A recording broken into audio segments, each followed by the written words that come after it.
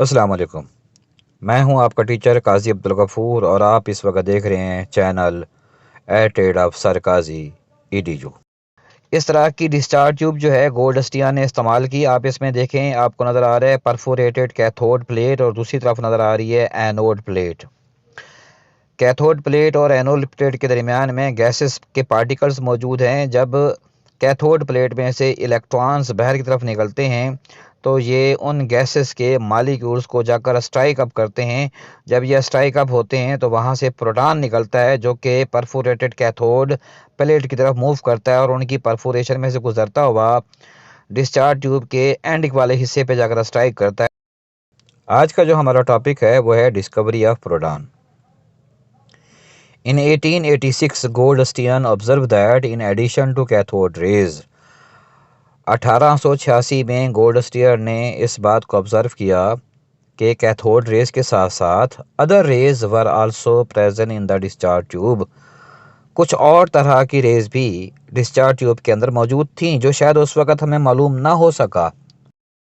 तो लिहाजा गोल्डस्टियर ने उस पर फिर एक एक्सपेरिमेंट करने की कोशिश की और फरमाया these rays were travelling in opposite direction to cathode rays. और उसने कहा कि ये वाली जो रेज थी कैथोड रेज की मुखालिफ सिमत में मूव कर रही थी। ही used a discharge tube having a perforated cathode. अब गोल्डस्टियन ने एक ऐसी डिस्चार्ज ट्यूब इस्तेमाल की जिसके अंदर कैथोड प्लेट थोड़ी डिफरेंट थी क्रुक्स के एक्सपेरिमेंट से। क्रुक्स के एक्सपेरिमेंट में जो कैथोड प्लेट इस्तेमाल हुई थी वो परफोरेटेड नहीं थी, लेकिन गोल्डस्टियन ने 1886 के अंदर जो डिस्चार्ज ट्यूब इस्तेमाल की उसके अंदर जो उसने कैथोड प्लेट इस्तेमाल की वो कैथोड प्लेट के अंदर सुराख थे, परफोरेशन थी, लिहाजा उसको नाम उसने दिया perforated cathode. He found that these rays pass through holes present in the cathode and produce a glow on the wall.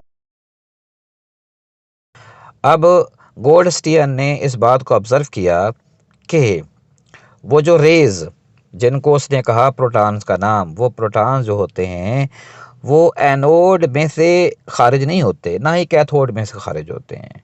वो प्रोड्यूस होते हैं या खारिज होते हैं एनोड और कैथोड के दरमियान में जो गैस मौजूद होती है उस गैस के पार्टिकल, उस गैस के एटम जब टूटते हैं तो वहाँ से प्रोटॉन अलहदा होकर मूव करना शुरू कर देते हैं कैथोड प्लेट की तरफ।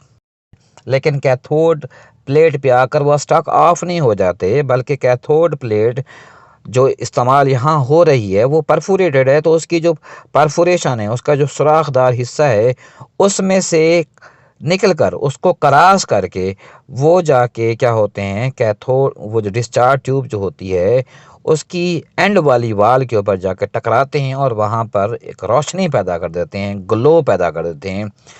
और चूंकि ये परफोरेशन में से गुजर जाते थे, ठीक है ना जी, इस वजह से गोल्डस्टियन ने प्रोटॉन्स को कैनाल रेस का नाम भी दे दिया। इसी वजह से हम इस एक्सपेरिमेंट को कहते हैं डिस्कवरी ऑफ प्रोटॉन या डिस्कवरी ऑफ कैनाल